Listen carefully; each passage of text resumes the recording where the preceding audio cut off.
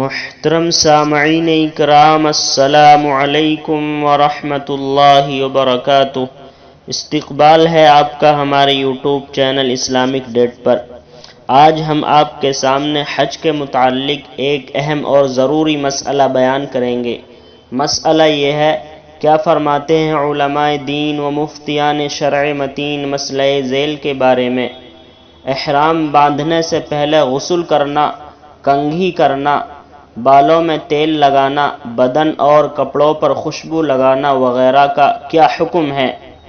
جواب: احرام باندھنے سے پہلے غسل کرنا اور غسل کے بعد بدن میں عطر لگانا مسنون ہے، اور کنگھی کرنا، اسی طرح غسل کرنے کے بعد سر اور داڑھی میں تیل لگانا مستحب ہے۔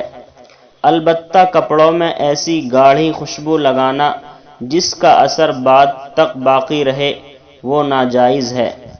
معمولی درجے کی خوشبو اگرچہ لگا سکتے ہیں، البتہ نہ لگانا ہی بہتر ہے۔ واللہ تعالی عالم بالصواب۔ محترم سامعین اکرام، امید ہے کہ یہ مسئلہ آپ کی سمجھ میں آیا ہوگا۔ یہ مسئلہ موجود ہے غنیۃ الناسک اور در مختار مع الشامی کے اندر۔